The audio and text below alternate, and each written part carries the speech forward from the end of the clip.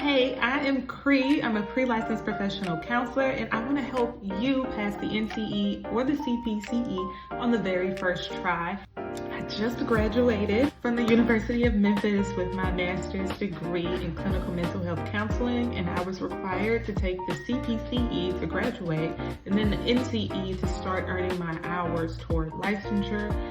I did both of those on the very first try, and you can too. All you need to know is how to take the test. What you're about to see is a study group that I host every Tuesday at 8 p.m. For professional counselors, baby counselors, or anybody in the mental health field needing the NCE or the CPCE to be licensed. So if that's you, stay tuned, because what you're about to see is a testing strategy, a study strategy that actually works. It can be very intimidating. It's not an easy test at all, but it can be done. Like and share this video if you find it helpful. Let somebody know that I offer this if it works for you. If you're a University of Memphis student, you can come for absolutely free. But if not, no worries, because it's only $10. Or if you want to join the whole 8-week series, it's only $50. I can't guarantee that you'll pass, but it'll be very hard to fail if you do exactly what I did. Click the link to start joining us live on these meetings so that you can get all of these tips and tricks on how to do it right the first time, and then also to see more test strategy and mindfulness skills that you can take into the testing room with you. You're very limited to what you can take, but you can bring your brain and what you learn in here. Hopefully this works. Okay, so welcome to my NCE CPCE study group. Thank you. Of course, the goal of this group is to give you some information, study tips, test taking tips that'll help you pass the NCE. There's no guarantee that you'll pass, but in my opinion, it's kind of hard not to if you know what you don't know and then focus on that. And then have a visual of what you're studying so that even if you're not studying, you're still looking at and kind of priming your brain to know this information. So I would recommend, because we're going to make a thought map of all the things that we're studying. So I would recommend like maybe a wall space, or if you have like a poster or wherever you can like post your sticky notes so that you can see them and get like a good visual of them. I would say put them like in a living room, maybe by the TV, or if you're at your computer often, I would say put them there, somewhere where you're looking at often, so that even if you're not studying, you're still seeing this information. Okay. Right. I need to do 2 sets, one for work and one for home. Yeah, that'll help. And then that'll give you more time to look at, write down the information. The goal is to just burn it into your memory. Yeah. And for me, that worked by making a thought map, because it allowed me to write the information down as I understand it and study it from my perspective, instead of just reading textbook and trying to understand what they're telling me. It's more personal. So I'm going to start by showing you what a thought map is, and the example that I used and created, and then we're going to go into some lecture stuff. Okay, and then whenever you're ready, we will go into the lecture material. I am trying to find it. What's the name of the tribe? It should be NCE/CPCE study group materials. If you don't have it, I'll reshare it with you after. Okay, so I'm going to, the way I've structured it is by what I saw as the most important or the most prominent section on the NCE. I've taken and passed both the NCE and the CPC the first time. So I'm pretty, and I've just recently taken them. So I'm pretty familiar with the different sections. I'm thinking about doing one of these study groups, just including, I guess, closer to the test date. I'll do one to where I just break down what the exam is, the sections, how many questions, and all of that. But I wanted to start with research and statistics, because From what I heard, most people don't spend a lot of time studying that section. And when I took the exam, that's the majority of what I saw on the test, is knowing research and statistics. And it's different because you're not having to use the statistical methods, but you just need to know what they are and what they do. So that's what we'll talk about today. We'll go through some theorists, how they contributed to counseling research, and then we'll go into some more just specific like definitions and key terms that you need to know. Okay, so we'll start with Charles Spearman. He studied psychometrics. He was really big in influencing just the construction of tests, counseling tests. He identified variables that explain correlations, helped to understand the relationship between different cognitive abilities, and helped make really it bigger, free. Say it again. Can you make it bigger? Oh, you know what? Maybe I need to get on my laptop. Hold on a second. There you are. Yay. Okay. Okay. Can you see better? Oh, much better. Yes. Okay. So like I was saying, Mr. Charles Spearman, he was like one of the founding fathers of psychometrics. And he influenced psychometrics by helping to identify variables, and those variables that just explain correlations between things. So maybe a variable could be a color like orange or green, and then help to identify the relationship between those, or maybe age or race or scores or whatever it is. He helped to understand how those two things were related. And then also understand the relationship between different cognitive abilities. So that's just like aptitude tests or intelligence tests, those types of things. And then he also helped develop factor analysis, which identifies underlying patterns and relationships within large sets of variables. So if you have some really complex data that has a lot of different variables that it's looking at, the factor analysis is what you would use to help understand relationships between them. It kind of simplifies the data by like grouping the variables into factors. So taking like a group of a bunch of different things that one test is looking at and kind of grouping them by their relationship. So you, for example, might group all of the foods together, or all of the drinks, or all of the silverware, and then the factor analysis will help you understand relationships between those, so that you're not just looking at a bunch of individual data points. Kind of makes it simple. And then he also introduced general intelligence, which is represented by a lowercase g. And that's what's measured through intelligence tests. And that just represents your cognitive capacity. So if you're ever looking at a statistical analysis and you see that little g, that's your general intelligence measure. And I'm going through the theorists especially for research, kind of quickly, because you're not going to see too many questions about research theorists. I just like to add this information because it just gives you something else to kind of remember different things by. For me, understanding why things were created helps me understand them more or make sense of them more. So this is more of just like background supplemental stuff that you can use in your thought map if you want to, if you're like me and it helps. If not, don't use it. Don't focus on anything that isn't helpful for you to understand the material.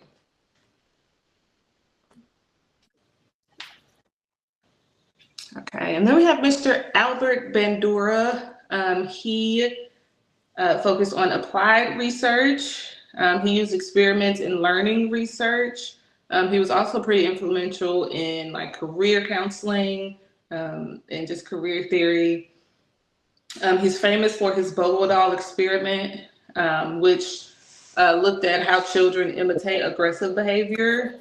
And he And he kind of focused on the power of observational learning without direct reinforcement. So you had other theorists who were like behavior changes when you reinforce it, when you give something, when you add something positive to increase or something negative to decrease or vice versa. Um, but Bandura said you actually don't need that. You can just look at somebody and learn something, and especially children can do that. So he emphasized the power of observational learning. And then he also helped develop some social learning models, social learning theory. He was super influential in that. And that also says that people learn through observing behavior and associated consequences. So being able to look at what somebody else does, seeing the results of that and deciding, yes, I will, or no, I won't be doing that. Instead of having to just learn through experience, you can just learn by watching somebody else's experience. And then he was also influential in integrating theory and data. And so he went beyond just simple behaviorism into cognitive processing. And then he introduced something called reciprocal determinism. And that's just saying that the personal, behavioral, and the environmental factors mutually influence each other rather than them just being individual factors. So they all kind of work together to influence a person's behavior. And then when I say personal, I mean more like personality traits, like the way a person is. And then the behavioral is the way they express those, so what we see them do. And then the environmental is the things that they're taking in from the things that they see. Mm-hmm. And then we have Mr. Lee Cronbach. He introduced reliability and validity. I may have said his name wrong. Cronbach. Okay. Well, I've never heard of him. Yeah. He's not really. You don't really hear about him a lot. I just added him because he did introduce reliability and validity. And that's a lot of what is talked about on the research section. You have quite a few questions about those two topics. So I included him to put like a face to an idea. And of course, all three of these theories have pictures in the file. He developed Cronbach's alpha, which measures internal consistency or reliability. Those terms are used interchangeably. And that just determines how related and items are. So it just tells you how much two things relate to one another. And then he also helped to advance reliability theory. He was able to put a number to how consistent questions are. So are these questions doing what they say they're supposed to do? How related are they? Are all of the questions in this test doing the same thing? And then anything above or greater than 70 was acceptable for research, like 70% reliability or above. And then anything above 90 was good for like individual decisions. But if you're just doing research, you only really need 70 to prove some kind of relationship. But of course, the higher, the better. Then he also emphasized the idea of construct validity, which is kind of the same thing. It made understanding constructs and how they relate to test performance important. So again, do these test questions or construct measure what they're supposed to be measuring consistently? Okay. Now I have a few practice questions kind of related to theory. No pressure. The goal is to just practice. I'm doing these so that you kind of get as much test prep as you possibly can. The goal isn't right now to perform well, but it's to get familiar with the test taking experience, and then also to get familiar with what test taking feels like for you, because a lot of people have test anxiety, just general concerns about answering these questions. But the more you practice with them, the less anxious you'll be on the actual test day. So don't worry about getting them correct. Just worry about looking at what you're reading, understanding what you're reading, and then looking at the particular words in a question that help you identify what the answer is.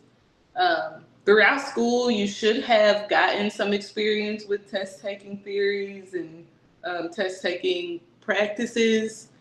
So you should be familiar with how to look at a question, the how to rule out answers, um, and things like that. But the point here is to help you do that now. Um, so we'll take a look at these two questions and see how well you do. And if you don't do well, then now you know that this is something that you need to study more. This is something that you might need to add to your thought map so that you can study it. Because what I want you to do here is focus on what you don't know and then just kind of look over what you do know. And you'll never know what you don't know until you start practicing the question. Okay. A researcher gives a depressed patient a sugar pill and the individual's depression begins to lift. This is known as the placebo effect. Yes, the placebo effect. What do you know about, like, when you think about the placebo effect, what comes to mind? What comes to mind to me is when they give you something, having you think that you're taking a medication when you're really not. Sometimes they give you tests. They have a tested group and a non-tested group. Like you're administering the real medicine to one group, and one group you're administering a placebo to make them thinking that they're having the same thing as the other, but nobody knows who has what. Okay. And do you know the term for the placebo group? What would be the research Oh term? my gosh. Uh, oh my gosh. No, I forgot. That would be the control group. The control group. And okay, yeah. Yes, yes, yes. So your placebo group is always your control group. They're there. The control group is kind of is your I don't want to say baseline. The control group is kind of here's what this would be with no effect, so that you can see if there's an effect or not. So here's this group that we know for sure isn't going to have an effect. Let's see what everybody else does. Yeah. Mm-hmm. Okay. And then 781 says an elementary school counselor tells the third grade teacher that a test revealed that certain children will excel during the school year. In reality, no such test was administered. Moreover, the children were unaware of the experiment. By the end of the year, all of the children who were supposed to excel did excel. This would best be explained through, and then take some time to reread that if you need to. Oh, there's a lot of words there. It would help if I knew these definitions. So basically the counselor just was trying to get the teacher thinking that she had the greatest group, so she'd teach much better. Mm-hmm.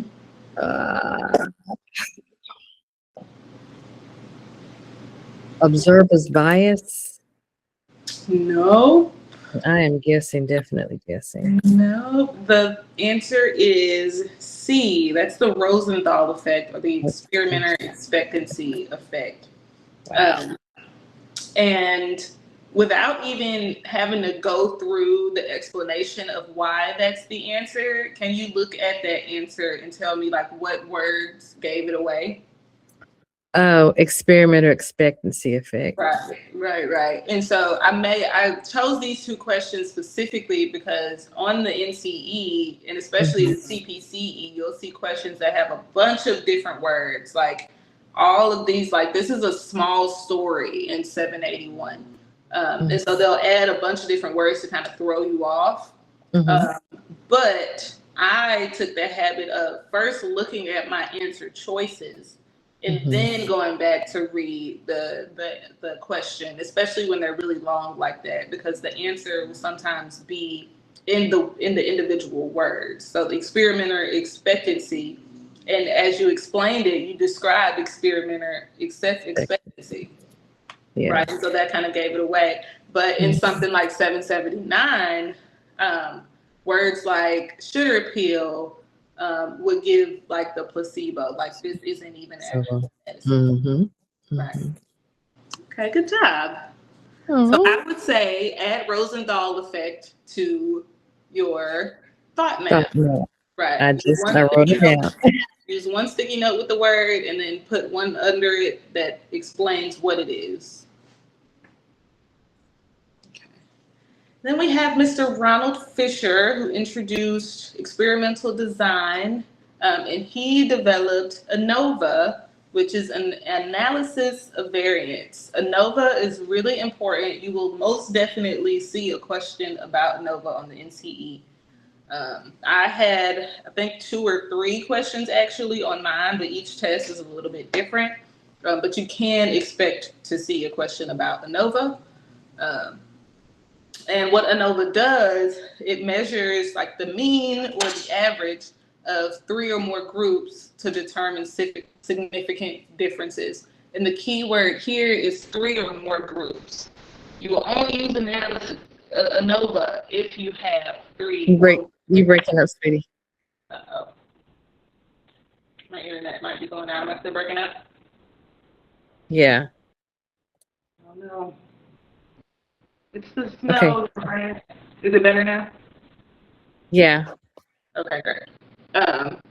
So you will only use ANOVA for 3 or more groups. You will not use it otherwise. And that's just, and the significant differences tell you if the differences are either by chance or if this is the true effect of these correlations.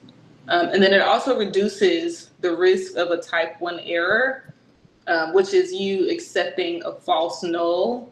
Would you say that you know what that means to make a type 1 error? Oh, I'm writing, listening. Okay. What do you know about type 1 errors, type 1 or type 2 errors?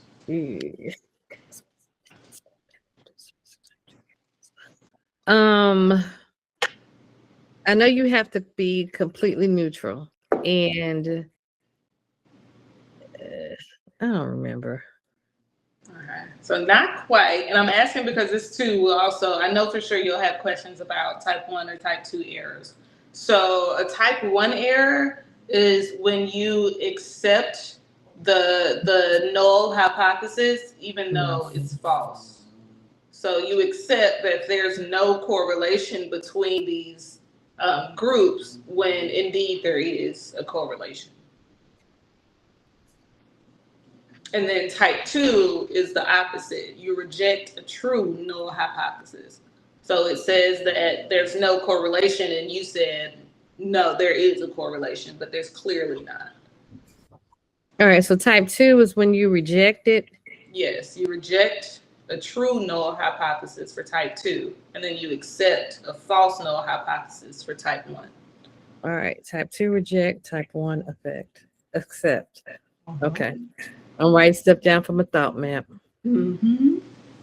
And then you'll have these slides in your Google Drive as well. Oh. Yeah. And then he also advanced hypothesis testing by incorporating the null hypothesis. The null hypothesis just says that there is no correlation or there is no effect going on. But the hypothesis is never proved technically, but it's disproved. The goal is to disprove your hypothesis through the experiment. So the null hypothesis gives you a reason to experiment on something.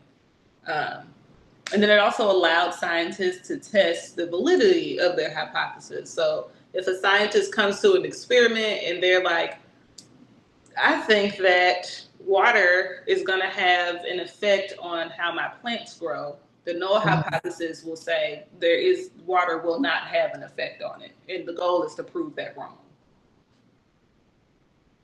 And then he also just founded modern experimental design. Then we also have ANOVA. We'll go more into what ANOVA is. Again, that's just the analysis of variance. Excuse me. You have a one-way ANOVA, and then you have a two-way ANOVA. And then you also have a repeated measures ANOVA, but we'll go into that. So a one-way ANOVA means that you have one independent variable, and then you have at least 3 or more levels or groups. And then a one-way ANOVA tests the significant differences in dependent variables across the group. Does that make sense? It makes sense. I'm actually very impressed because I didn't learn this in my other classes. Neither did I. And everybody that I've asked that have taken both of these exams have said the exact same thing that they learned. I learned about the fact that ANOVA exists, but I've learned nothing about what it does or why it exists. We just know that ANOVA is a thing. Right. But both of these tests expect you to know what these things do and why they're useful. Yep. And then this explains it in depth, and I like that. Mm-hmm. And so the question that you'll have will ask you something like how many independent variables or groups or levels, or what does a one-way ANOVA test for? And so you have all 3 of those things listed out for you. One independent variable, 3 or more groups, and then significant differences in your DVs across the groups. Wow. Then a two-way ANOVA has 2 independent variables, and it examines interaction between factors on the DV. So one-way tests for differences in the DVs themselves, and then ANOVA, and then the two-way explains the interaction between the individual factors on the dependent variables. And then we'll go more into what independent and dependent variables are. That'll help you understand even more what ANOVA is doing. Okay. Can I ask you a question? Uh-huh. All right. So you're going to give me some homework, something to study before we do our next session? Yeah, I actually have a practice exam. It has 100 questions, which is a lot. I'm going to make a shorter, maybe like 30 question practice exam that you can take. Again, you'll have these notes and then the pictures. Is there anything specifically that you would like to have to study with? Not yet. I'll think of some stuff and write it down. Okay. Yeah, this is our first session, so I just got to, get a feel for everything right now. Yeah. Well, I took all of the questions from the Purple Book and made practice exams out of all of them. So for me, it helped to take those practice exams, see what I scored, and then study the questions that I missed. Yes. So yeah, you'll have those, and then I'll see what other study material I can add, and I'll just add it to the drive as I do. And then you have a repeated measures ANOVA, and that's just measuring like the same subjects under multiple conditions. And it accounts for the correlation between those measures. So you're measuring the same thing, showing up in different ways. And the repeated measure ANOVA just sees if there's any correlation between them. So if you don't take anything else from the research section, know for sure that you need to know ANOVA. And if I remember correctly, there's a question that specifically asks, what does an ANOVA stand for? And it's analysis of variance. Okay, so here's some practice questions again. 704 says a counselor educator is running an experiment to test a new form of counseling. Unbeknownst to the experimenter, one of the clients in the study is secretly seeing a Gestalt therapist. This experiment is, what do you think?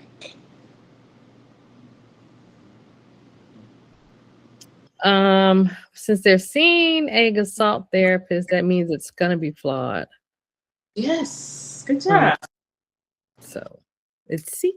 Yeah. It's going to be flawed because they're already seeing someone else. So they can't really test their new form because it's going to be confounded by what they already have been doing. Okay, and then 706, an experimenter is said to be confounded when Undesirable variables are not kept out of the experiment. My gut is saying A. your gut is right. Okay. Undesirable Yes. variables are not kept out of the experiment. Okay. Yes. And so I'll bring three things to your attention about just me watching you answer these two questions. One is that I saw you use 704 to help you answer 706. And you're gonna need a lot of that. You'll be able to have scratch paper in the exam. So kind of write down answers that you know to be true, and then use that information to help you answer other questions like this. Second is that the test has a lot of questions like 706, to where it says A says that they're not kept out and B says that they are. And it helps to look at those questions and read and reread them so that you can know for sure what you're looking for. And then three, in doing that, I could see you like thinking like, they're not kept out. I know what flawed means. So what is it? What answer am I looking for? You know. So use the definitions. Use like the literal definitions of words to help you understand these questions, because they ask a lot of those types of questions that require you to know definitions. So good job. Thank you. Great job. Okay. Then you have Jacob Cohen. He emphasized effect size and power. He introduced actually the effect size standards, which is a standardized measurement of strength of correlation between variables. So he quantified how strong the correlation is and standardized that measurement. And that standardized measurement is the Cohen's d, which is the difference of two means or averages divided by the pooled standard deviation. You do not need to know that formula. That's not important. What you need to know is that the Cohen's d is a standardized measurement of strength. And then you have a small, medium, or large size that helps determine the practical and clinical importance of findings. So if you have a small measurement of strength or small correlation, then it's going to be less clinically significant or clinically important. But if the larger the size it is, the more clinical or practical significance that the findings have.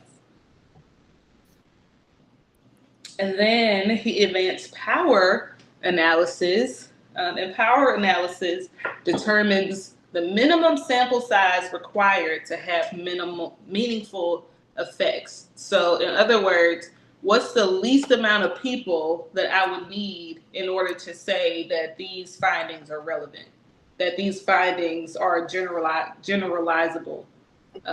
What's the minimum amount I would need? And then from there, the goal is to get at least that size to say that I can actually do this study, or more. The bigger your sample size, the more generalizable your results. And so that's what power analysis does. And then that also addresses the risk of type 2 error, which we said is rejecting a true null hypothesis. So it addresses that and kind of reduces the risk of making that error.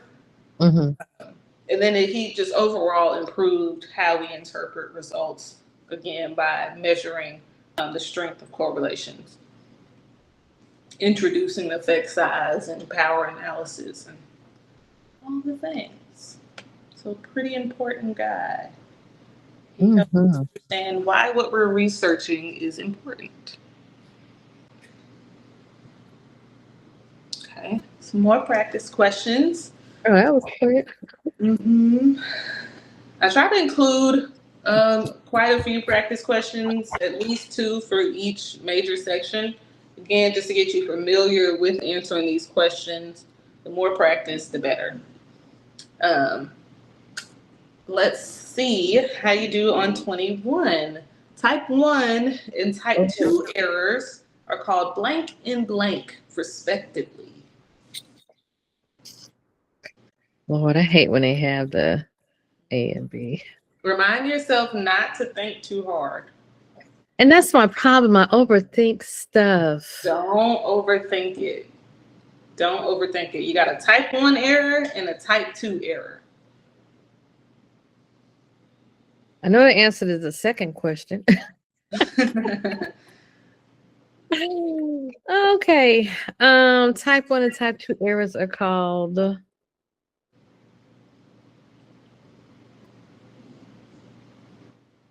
I'm gonna say I'm really guessing because Take the guess. I'm gonna say alpha and beta. Yes, that's why I said don't think too hard. You got an alpha and a beta. You got a 1 and a 2, alpha and a beta, respectively. And then a type 1 error occurs when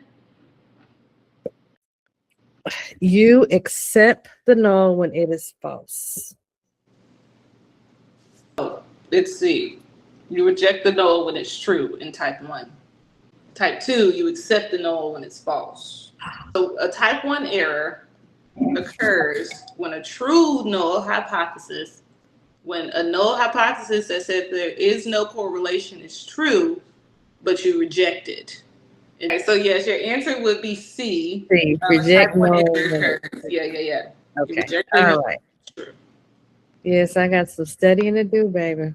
Yes.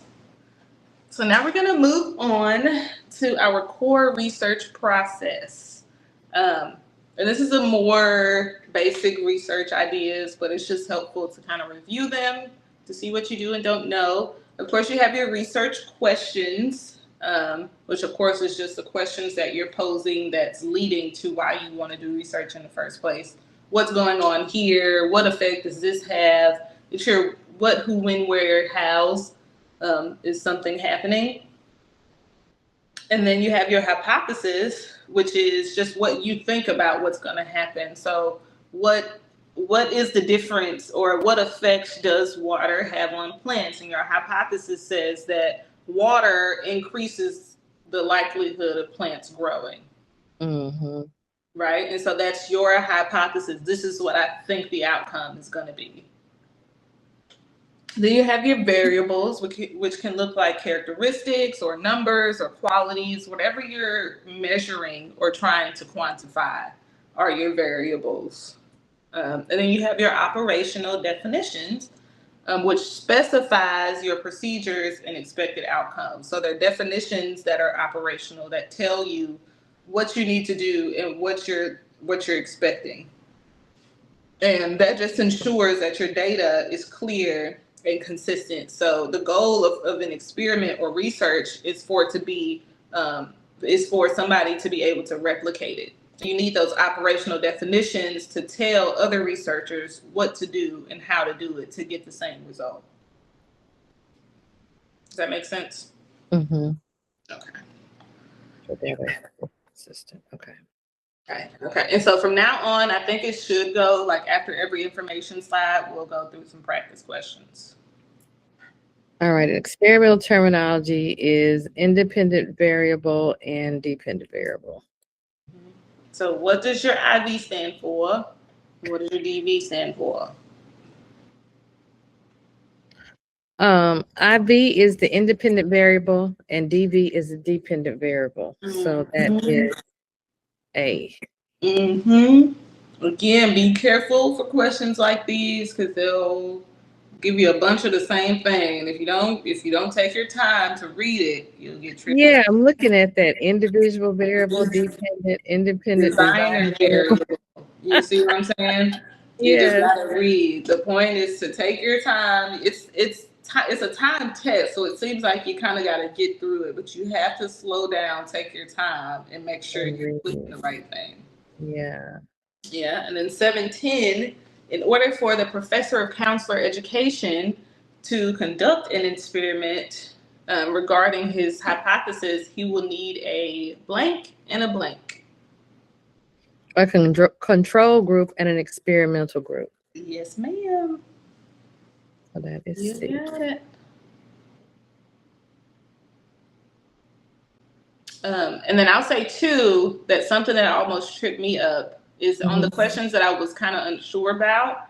I assume that the longer answers like D might have been the answer. Like it has all of these extra information and numbers that must be it. Yeah. You know what I'm saying? Don't make that mistake. Take your time, read the question, and pick and really think about what the question is asking you. Mhm. Okay. I'm gonna talk about some reliability. You have test to retest reliability, inter-rater reliability, internal consistency, and then measurement stability. What do you know about test to retest reliability?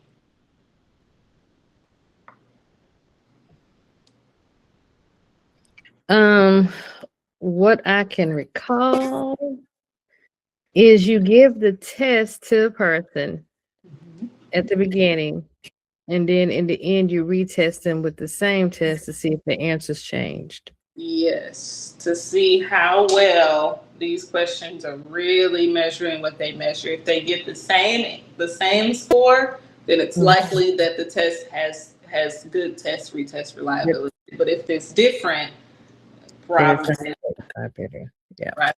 Okay. So what about inter-rater reliability? I'm not sure what that definition is. So inter-rater reliability means it's consistent between testers. So it's inter-rater. The rater is the who's giving the examination out. So it has good test. It's good Okay. inter-rater reliability. So look at Okay. that word and think about rater, and rater should bring to mind the who's giving out the test. All righty. Mhm. And then internal consistency makes sure that test items measure the same thing. Reliability and internal consistency. I'm sorry, reliability and internal consistency are sometimes used interchangeably. But whenever I think reliability, I think consistent. Is it consistent? And then I remember a question asking what ensures reliability, or something like what ensures reliability and validity? And the answer was internal consistency. That makes sure that the test is reliable and it's valid. And then you have measurement stability, which just ensures a consistent performance over time. And that's with your equipment, your operators, your procedures, just making sure that over time, all of these things are still working to produce this outcome. So if you're using like a computer program, um, the first time you do an experiment and then 5 years later, you use that same computer program and you start to get different results, you might Mhm. want to look at updating or changing that program to make sure your measurement stability stays good. Okay. Yeah.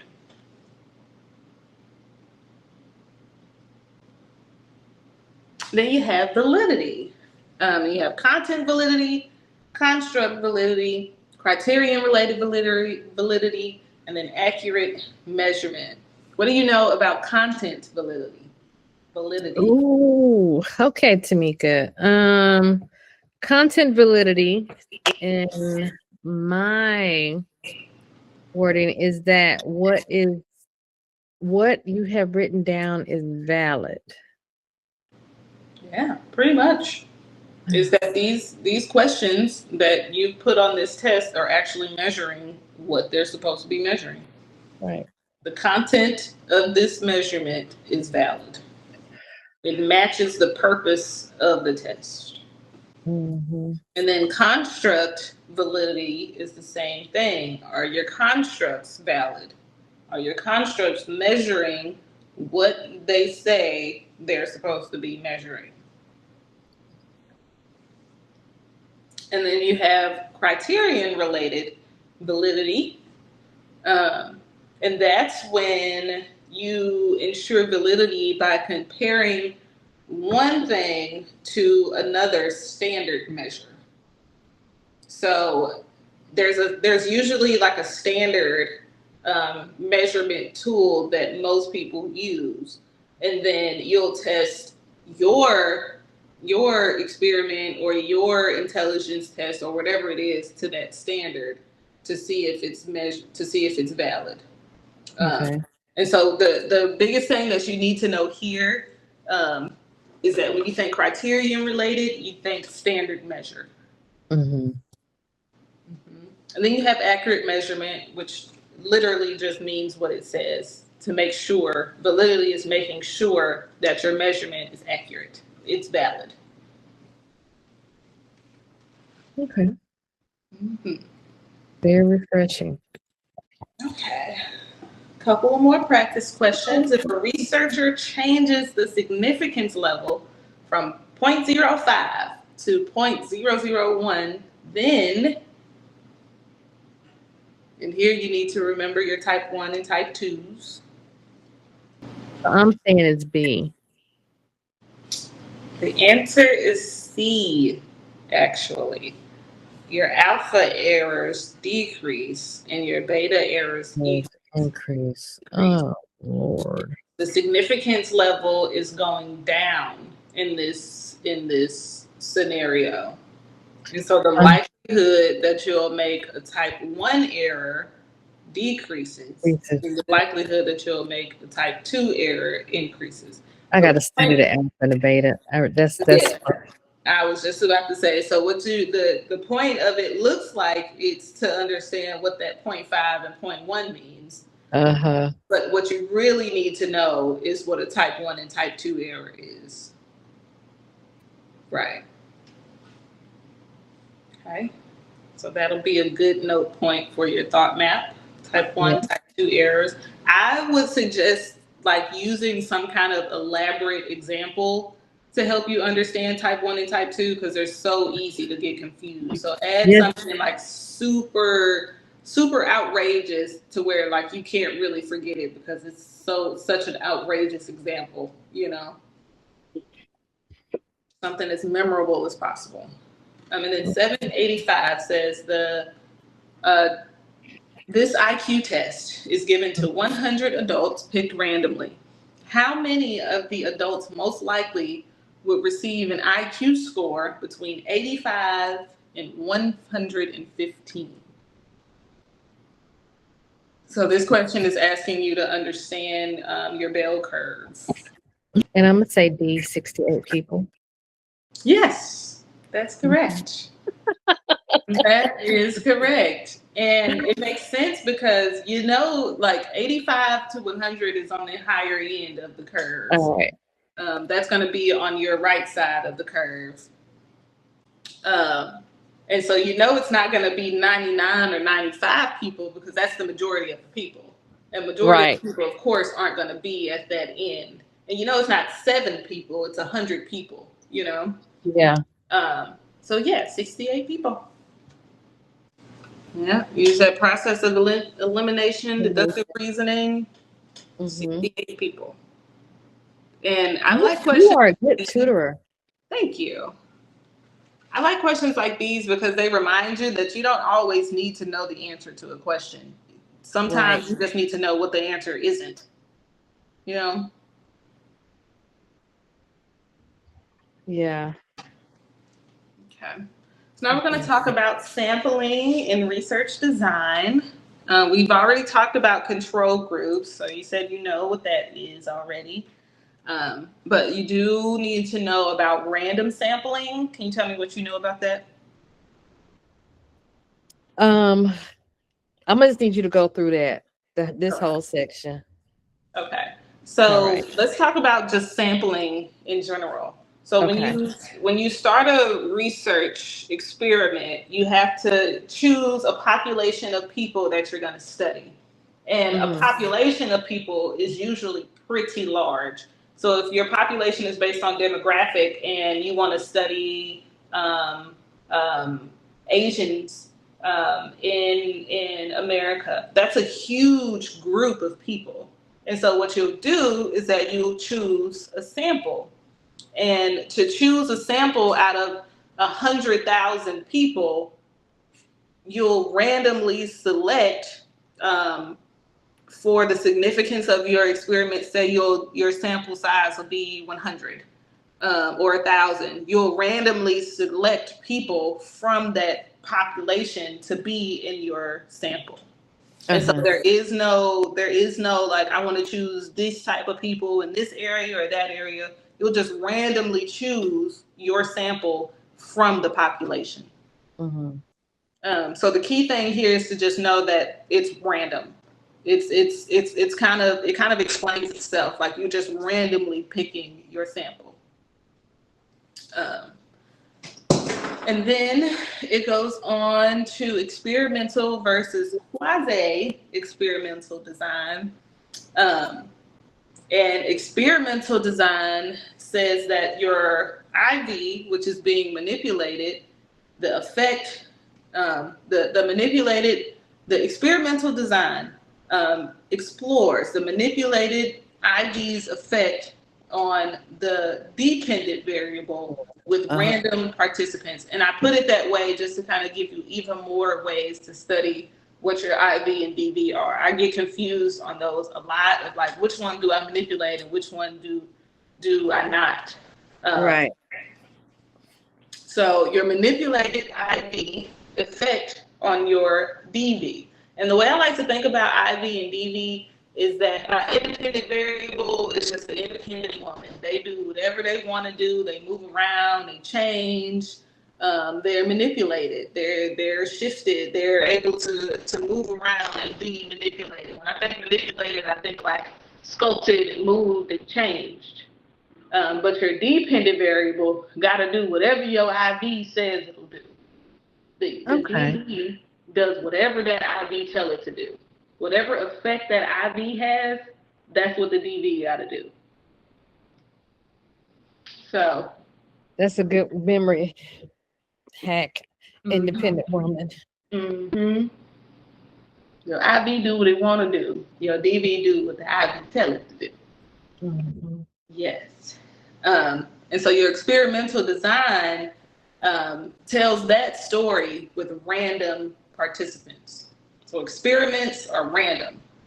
And then your quasi-experimental design focuses on pre-existing groups or specific, not random groups. Like in a quasi-experimental, you have a specific group of people that you're looking at. So experimental might be you're experimenting on all Asians in America, but quasi-experimental will say you're focusing on the Asian population in the deep south of Alabama in this one city that goes to this one school. Like, they meet these criteria that you set, and so it makes it quasi-experimental because it's not random. For something to be truly experimental, it has to just be random, producing a random effect.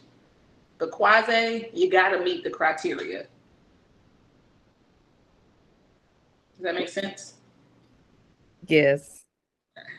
And then the last thing on here is bias reduction, meaning that you're going to find and mitigate any systematic errors or distortions that might affect the outcome of the study. So in order to reduce the bias of a study, you're going to find anything that might impact the effect of your study before you do it, to reduce the bias. So try to find, it's basically kind of getting ahead of the problem.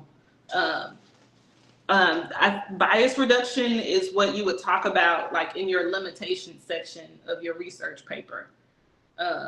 So this experiment is limited by the amount of people in the area, or the amount of people in this specific demographic, or proximity, or whatever it is. You're doing that so that you'll know, before I do this design, this might affect my outcome.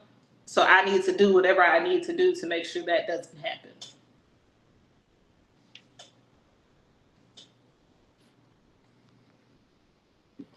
Okay. And then you have qualitative and quantitative research. And quantitative, of course, is your quantity. Quantitative, quantity. So you're dealing with numbers, and then qualitative is themes, or like the quality of thing. Qualitative is more like interviews and people's opinions about things. Whereas quantitative is your numbers and how many people or how many things. And then you have mixed methods, which literally just mixes those two. Some of it's quality, some of it's quantity, and you're looking at those at the same time. Okay, now I never heard of strength and limits. I know the mixed methods and the quantitative, but strength and limits. So the strengths of a research study would be like, how clear is your study? Like how clear is it? How in depth are you going? How innovative is it? So the strengths are literally like, what are the good things about it? Like, is it clear? Can you clearly understand what this experiment is trying to do? Who it's trying to work on? Okay. How in depth are you going? And then the limits are, what's the scope? How generalizable is this? What's the quality of it like? Like, is this a high quality or low quality research experience? Is it subjective or objective? And if it's subjective, that's a limit, because it needs to be objective facts, not subjective. This isn't just your opinion. This needs to be clear fact proven by data. And then is it constrained? Are there things that that just limit the scope or the quality or the subjectivity of this research study? So think of these two very literally, like what strengthens this and what limits this research study. And if you got a strong research study, it's going to be clear, it's going to be in-depth, it's going to be new and innovative. It's going to help advance whatever industry that it's experimenting. Mm. Okay, practice questions. In a random sample, each individual in the population has an equal chance of being selected. Selection is by chance. In a new study, however, it will be important to include 20% African Americans. What type of sampling procedure would be necessary?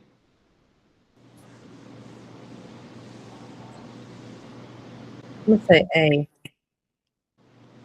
The answer is going to be C. Yeah.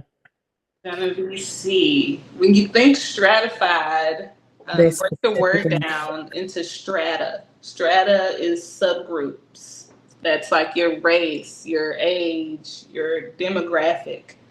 And they're looking for a specific demographic, a specific strata. So it would be stratified sampling. And then you know that it won't be standard or random sampling, because it's not random to pick 20% African Americans. And horizontal sampling, of course, wouldn't be the answer. And so you would have to choose between cluster. I would be choosing between cluster or stratified sampling. And you just kind of deduct from there, like, what does cluster, what does stratified mean? But when you look stratified, think strata. Strata is a subgroup. And then 794, a researcher wants to run a true experiment, but insists she will not use a random sample. You could safely say that. I don't know the answer. The answer would be C. She could accomplish using systematic sampling. And so for a question like this, if you're not really sure what they're asking, again, go back to, what do you know the answer is not? So we know for sure it's not A. Definitely Because not. you can run a true experiment without using a random sample. And we also know it's not, I wouldn't pick D, because most research is correlational. Or most research, let me take that back. All research doesn't have to be correlational. And so that's not something that you can just assume by saying that she's not using a random sample. And so I would be picking between B and C. And then from there, deduct that her research will absolutely positively be causal comparative. Like just seeing words like absolutely positively, you couldn't possibly know if it's just absolutely gonna be that. So I would pick C. So answers like A and B that use like statements like absolutely, like this is absolutely what's gonna happen, probably isn't the answer. And you can't really tell if it's going to be correlational or not. That's the point of the experiment. And so C here would be the answer. Okay.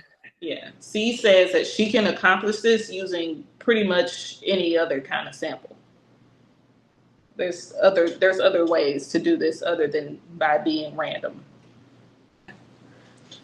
Now we're going to move on to some descriptive statistics. So that's your measures of central tendencies. Do you know those? Mean, medium, mode, and range. Mm-hmm. Your mean is your average. Your median is the middle. You line them up in order, and then the one that's in the middle. And then your mode is the score that occurs the most.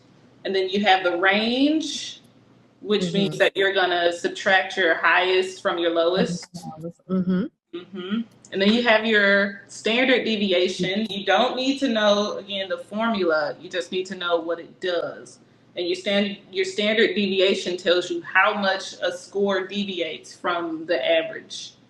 So if you have a low standard deviation, then it doesn't deviate that much. But if you have a high standard deviation, that means that it does. So that's like if you're thinking about your bell curve, then your high deviation is going to be at the far left or far right. And so the closer they get to the median, the lower your standard deviation is. And then your frequency is just how many times these score occurs, literally just your frequency of either your values or your categories. Okay. And for the sake of time, I'll skip the questions. Okay. And just go through the info. Then you have your inferential statistics. You have your t-test, your ANOVA, we already talked about that, your chi-square, and then your correlation. Your t-test compares the average or your mean of two groups for significance. And then you have a one sample, an independent two sample, and then a paired t-test. Your one sample compares the single, same, and a known value. Your independent two sample compares unrelated groups, so groups that have nothing to do with each other. And then your paired compares the same group at a different time. So a group that's recorded now, and then you'll go back and then you experiment like 5 years later. So same group, different time. And then single, same, and known value is a group, and then another group to where we know that this is what this is going to look like. And then, of course, ANOVA, your analysis of variance. And then your chi-square, which compares your categories. And then you have an independence chi-square, which compares two categories that are independent. And then your goodness of fit, which is your frequency matching the expectation.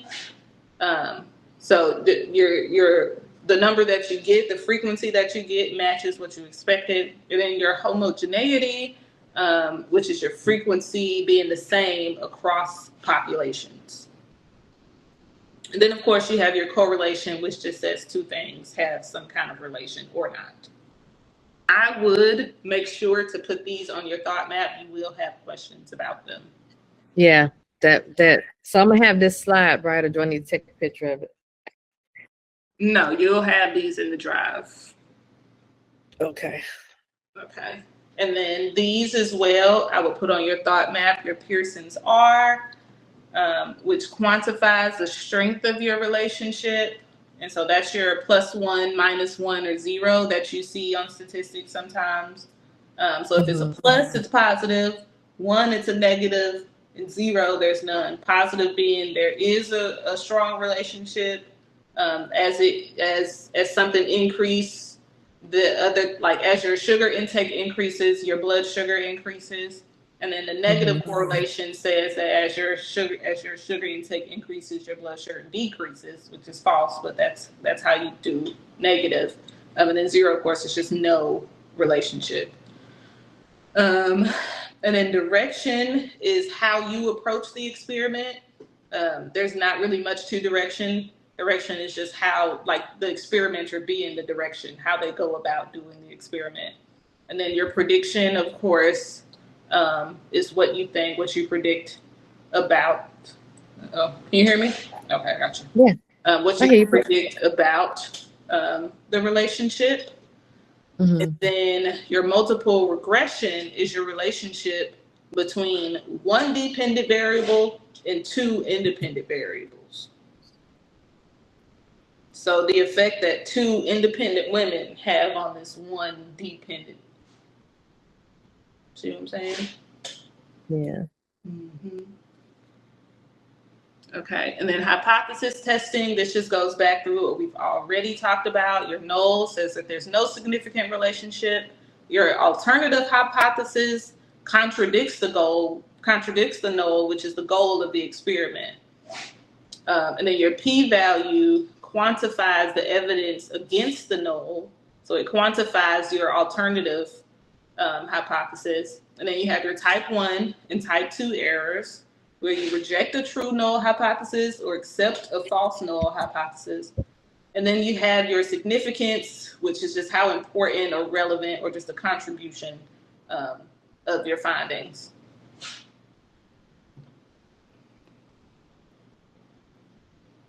And then you have effect and size power, effect size and power.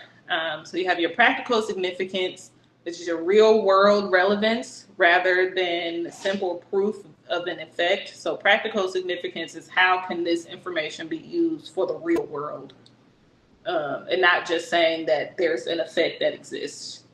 And then you have, again, your Cohen's d, your sample size, and then your power analysis, which we already talked about. Definitely add these to your thought map. Okay. And then our last slide is about ethics, which we all should be familiar with. You have your informed consent, which just says, hey, I need you to, this is what we're going to be doing. Do you agree? Confidentiality protects the client, keeps all of their information protected. And then you have protection from harm, which is our duty to protect our clients from harm. And then IRB oversight is who you send. You send your research over to the IRB to get approved to say that, yes, this is an ethical research study. You can do this thing. All right. And then at the end, you have your answer key for all of your practice questions. So if you want to go back and kind of quiz yourself, you can look for all your answers. And then you have the purple book. So I would highly suggest going back through all the answers that you got wrong and reading the explanations for why that's the answer. Okay. Yeah. This was good. Thank you. I really hope this helps. It does. It does. Okay. I think that went pretty well. I hope this helped. So the goal before next week is to have all of these sections of your thought map done so that you can add them there. I did this one first so that you could get the most time and experience with this one because most people are most unfamiliar with the research section. So you'll have the full 8 weeks to just look at and review all of your research stuff. So make your thought map, take the practice quizzes, and then next week we'll start talking about testing strategy and some mindfulness that you'll be able to take into the testing room, and we'll start practicing with test mindfulness to reduce anxiety. Okay, well, thank you so much for coming to my thought map group, and I will see you next week. All right.